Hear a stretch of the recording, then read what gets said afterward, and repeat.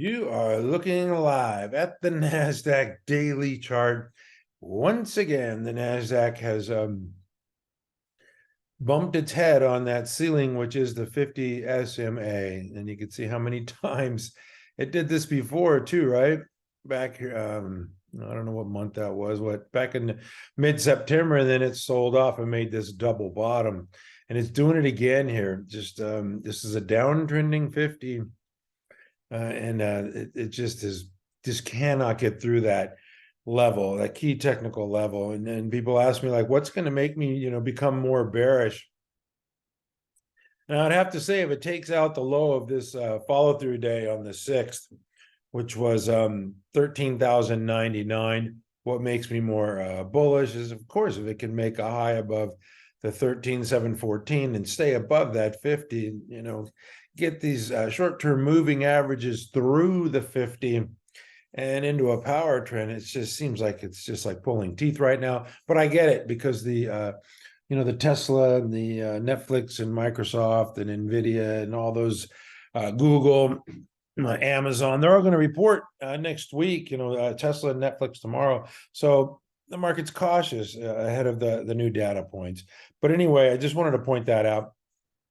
It gave back 34 points today. It was up 160 yesterday. So just giving a little bit back. It's just cannot get above the 50, and that to me is the whole ball game right now. The IWM starting to show signs of a bottom here, and this is the risk on, or the riskiest index, the smaller cap with the less earnings. And if this thing can start participating, that would really be a help. It definitely looks like the bottom of this consolidation area. So maybe if the IWM could get going and the Nasdaq can get going, we can have some type of year-end rally here. Just it's been like pulling teeth. There's a lot of negativity out there, I will say that. And the markets are oversold, but that doesn't mean much. They can become more oversold. Anyway, Apple looking a lot like the index here, with the double bottom pattern, and now it's just clinging to its 50. Once again, we need the data points from these big companies before anything's going to happen. Nothing's going to be, there's not going to be a meaningful move until we get these data points. So we're just kind of in, we're just cruising on the tarmac here, waiting to take off. So just hold your horses, buckle up your seatbelts. This is Microsoft. They announced a deal with Amazon, I believe, after hours tonight. So maybe this will get this thing moving. But this is a double bottom base above the 50. I talk about it every day. It's really not doing much. It's flat on the session today. Google, another one, just kind of flat on the session today. Just in just marking time. That's all they're doing, is marking time.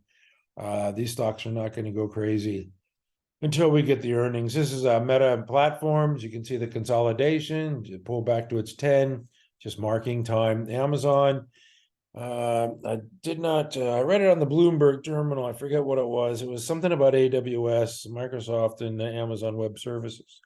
But I'll have more in the morning on this. Anyway, Amazon below the 50.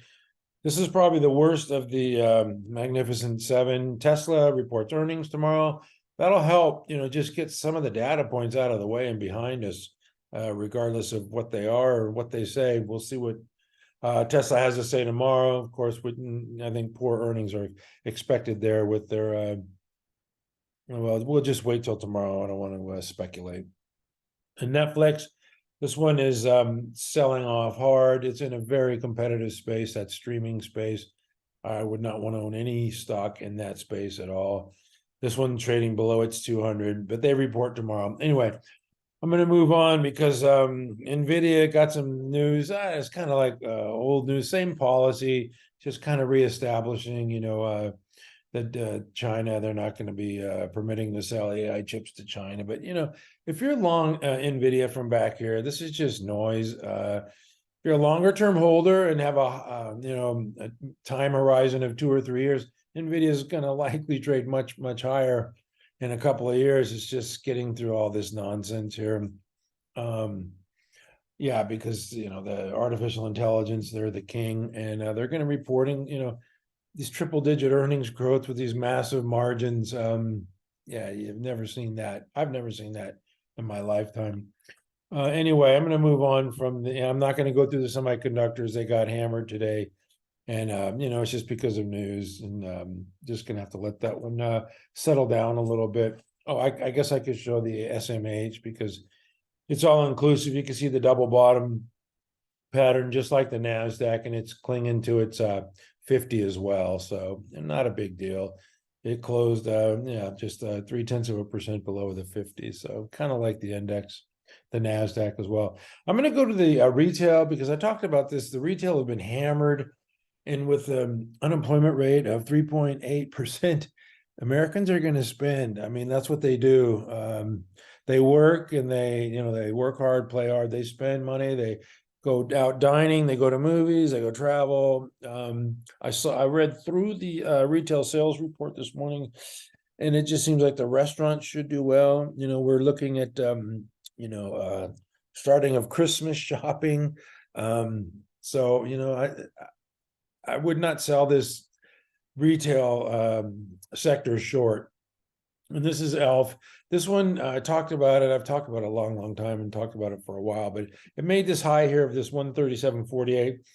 And then it looked like it was going to pull back. And then they announced they bought a company that is accretive to earnings in the fourth quarter, which was a really sharp buy for them. So it went up to 139, but then it really corrected. It needed to correct. And to me, it's just forming this big base here. And I expect it to come right up the right side of this.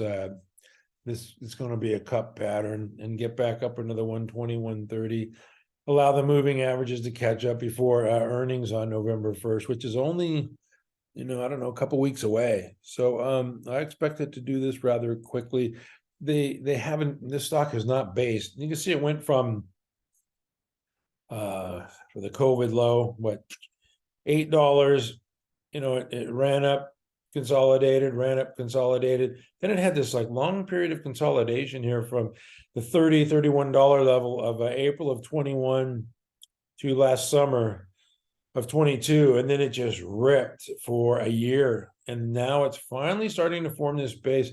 Not sure if Pattern Rec is picking this up, but it's been since this week here, 137, August 4th. So it's been 2 months, which is a pretty significant little base here on ELF here. So I would not count this stock out. Now, look at these gaudy, growth numbers, triple digit. And if they keep doing that, I'm definitely interested in this stock.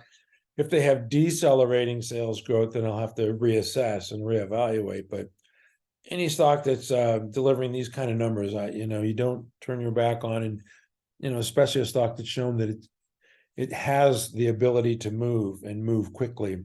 And that ELF. Oh, I wanted to point out one thing right here on the weekly. You can see it pull back to its this is its 200-day or 40-week line, and this is the difference between the 40 weeks and 200-day, because the 40-week line there is $95.53, and if you go to the 200-day moving average, the low here was 93.05, so a couple $2.50 lower, and that's why it didn't come down to the 200, but it did come down to its 40-week line here and touched. You can see that right there. So anyway, just kind of technical stuff, but ELF, as long as they deliver those solid earnings growth, it's likely to continue to get rewarded. I wanted to show Abercrombie and Fitch. I'm going through a lot of retail today because retail has been sold off hard, and I think some of it's unjust, and I think there's opportunity. Abercrombie and Fitch obviously has been rewarded. It's a big winner, and this is why I keep track of these gaps higher. This is what day was this? Yeah, the 24th, 31%. Comes back 3 months later, 23%, just keeps ripping higher. This thing just wants higher prices. And if you look at the weekly, Abercrombie and Fitch, this is a stage 1 base right here, and just broke out and is ramping higher. That one looks great. I'm going to go through a couple of these retailers here. AEO, I go to the stores from time to time. They seem to be pretty packed. Just when I go to the malls, I just observe American Eagle. This is cup with handle pattern here, and it ran up and formed a cup, and now it's trading higher. So, you got to like that. Lululemon, obviously included in the S&P, just pulled back a little bit today after that big move on Monday of more than 10%. So Lulu looks good. Foot Locker is what I'm talking about. This is not really my style, but to me, this thing sold off and just it's tired of going down. The sellers have been exhausted. There's no sellers left, and now it rips through its 50. This one looks good to me at $22. Not bad for Foot Locker. I mean, if you're gonna bottom fish, that one looks pretty decent. VFC, apparel and clothing. This one blasted through its 50 today. 14% move, not bad for VF Corp. Skechers, another one that has a lot of sales, big sales, but it traded below its 200. Now today ramped above its 50. It does have good fundamentals, cash flow and return on equity and all that, but they're just gonna have to deliver, strong earnings. And I'm a big believer in the footwear area, because everybody's got to buy shoes. So anyway, that's it for the retail, I think. Oh no, I lied. Adidas, they got into the fray today. This thing, what average volume's like 30,000 a day, but today they raised guidance. They raised their forward guidance, so sales are good for these. Adidas, what they sell, the athletic wear, the shoes. And anyway, Adidas, big sell-off, and now forming this base. What the heck? Not my style, but it just, they raised guidance, and just have to acknowledge that. All right, I'm going to go back to the sexy sector, which is the insurance group. And this kind of looks like an ascending base here. You got a base, it runs up, a base, it pulls back, 10 or 12%, runs up, pulls back 10 or 12%. That's what ascending bases do. This is a cup with handle. This thing is pushed away from its base. I mean, it's getting near profit-taking time here at $87 here. Looks very good. That's Arch Capital, ACGL. The other insurance company that I like is KNSL, KNSL Capital Group. And this one is just, it's extended now. This thing's running away from its moving averages. But you can see, the relative strength, right? And the last one I want to show is Aflac with the Duck and Deion Sanders and Nick Saban. Must be doing wonders for this stock. This thing is just on a heater right now. So, and you can see the big blue volume bar. So somebody's buying it. It's not selling. All right, I got to go to the oil and gas stocks. Hate to do it. Got to do it. Didn't do it yesterday.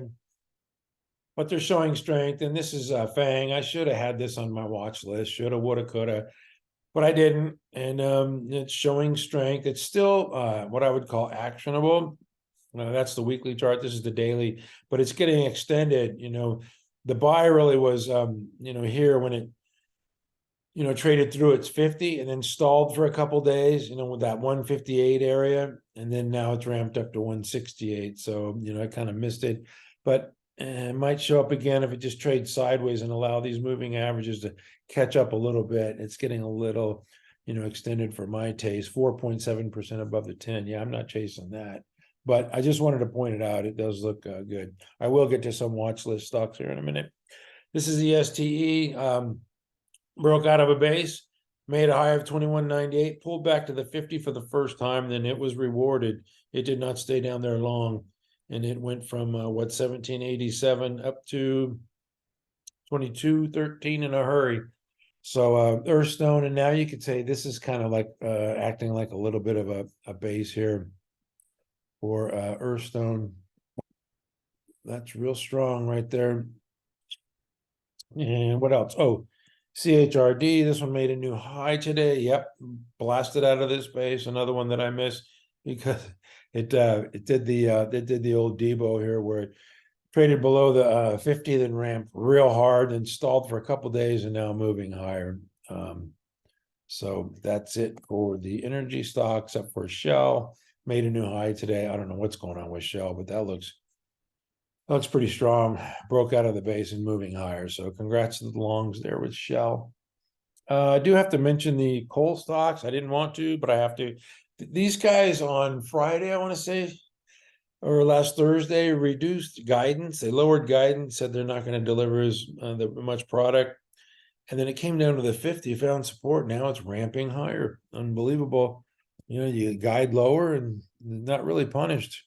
I'm a little surprised by that move, but that just shows you the strength of these energy coal stocks.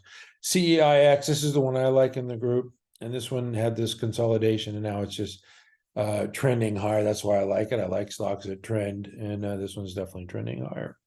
So where am I going? I'm not going to do the drugs. I'm not going to do the banks. I'm going to go to software.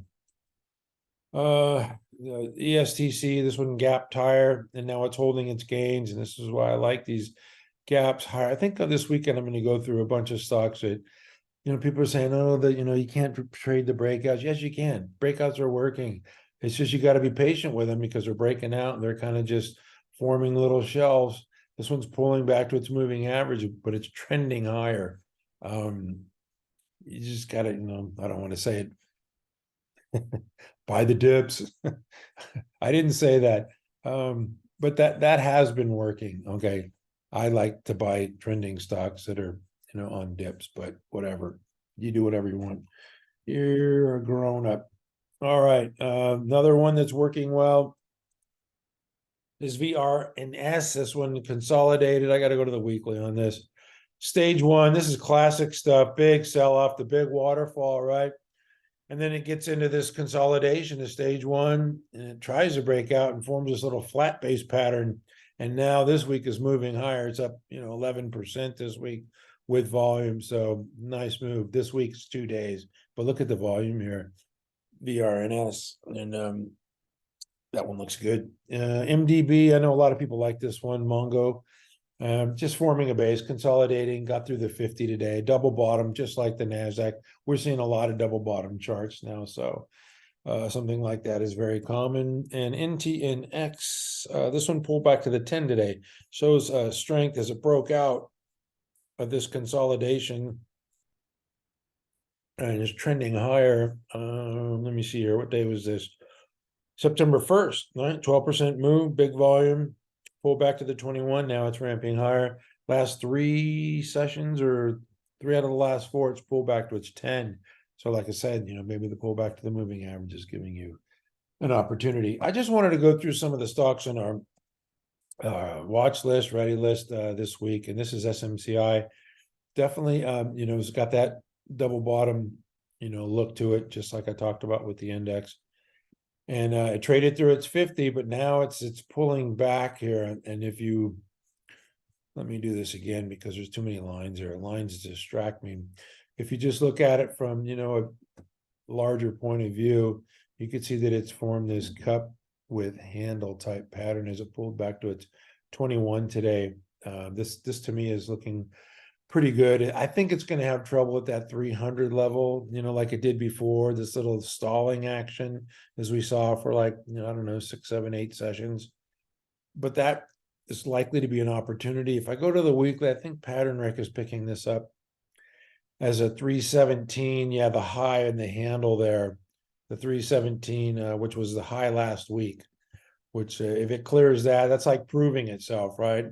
I always ask people that, you know, make sure the market proves itself. This stock has to prove itself above 317.50. And yeah, you're going to pay 320 for it, but at least you have peace of mind that it didn't stall here at 300 and crap out. You know, above 317, 320 shows you investors are willing to pay. And you can see the big blue volume bars coming back in. So there are buyers for super micro. Anyway, AXON is another one that I like. I've got to, I'm going to go to the weekly for this one. You can see a pronounced cup with handle here on the daily, but the weekly chart shows a consolidation here. It's been quite a while. Yeah, it's been since March. So what are we looking at? 7 months since it's really been consolidated without making a new high. But, you know, the dailies, cup with handle, now it's starting to, you know, get a little extended, 4.5% above this 10 EMA. So Axon to me still looks AXON still looks pretty good. KTOS is an aerospace defense stock. I put it on obviously with the geopolitical, news going on. These stocks are going to be strong. You can see the consolidation within this base here, pull back to the 10, and Monday and Tuesday has shown strength. So KTOS to me looks pretty good as well.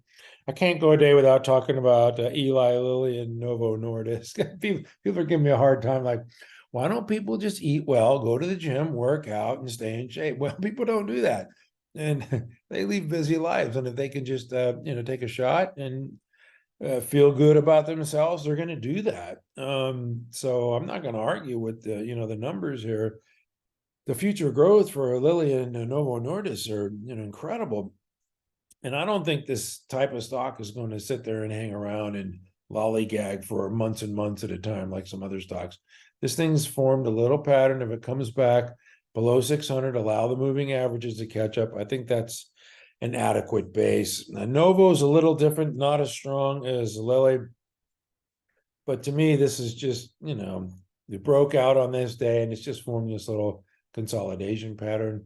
It's going to come down to its 100 or below 100, probably be a good buy point there at the 188 level. Anyway, both Lilly and Novo are going to report on the best day of the year, November 2nd, and I'm sure they're going to own the day that day because they're going to be talking about future growth and how the demand for these drugs. You can't stop it. People are going to buy these drugs. Period. It's human nature. CrowdStrike, another stock consolidated for a long time, then moved out, and now is doing this little shelf-like action to me. So you ask yourself, if you're short, like, why can't they push this thing down, right? Back to the moving averages. There's a lot of buyers here. That's why. CrowdStrike to me looks very strong. You can see the consolidation, the flat base. Now it's moved out. Probably going to give you another chance to get in because CrowdStrike is not one that's going to run away from you.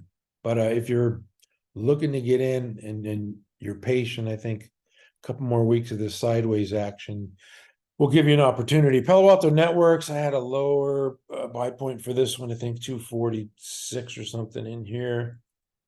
And it broke above that. There you go. This little box here broke out of the box, but still, I think it's okay.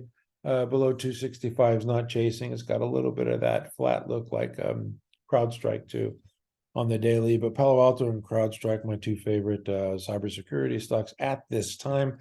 Bentley Systems, BSY. This is a computer design, a company, and you can see the pronounced cup shape pattern here. It pulled back to its 10 last week, and on Monday and Tuesday have seen some buyers here come in above average volume today. So Bentley Systems to me still actionable. I like tight trading within a base like it did right here below the 50, and then it moved higher, pulled back. Now it's moving higher again. Let's see how extended this thing is here. 2.7% above the 10. So yeah, maybe it'll go sideways once again for us. But you can see why that's on our watch list. Anyway, that's it for me today, except for I lied in honor of the great Steve Jobs. I got to talk about tomorrow's action, because we're going to hear from Morgan Stanley in the morning. The stock has been obliterated and probably going to deliver good earnings. The banks have been delivering good earnings. Abbott Labs reports tomorrow, another stock been obliterated. And I would imagine they're going to report strong earnings as well. And ASML is the chip stock. So you got a bank stock, you got a medical product device, drug stock, and then you have a semiconductor equipment stock. And this is one of the largest semiconductor equipment stocks. So we need to hear from ASML in the morning. That's definitely going to affect the semiconductor sector tomorrow, like NVIDIA did today. And then tomorrow afternoon, I talked about it already, Tesla is reporting, Netflix is reporting. That's definitely going to move the tape. And then Lam Research is another one of these semiconductor equipment stocks consolidating in a base. There's that, the double bottom pattern here that we see. Their report's going to be impactful as well. So that's what I'm looking forward to tomorrow. And at mcstockcharts.com, we never give up.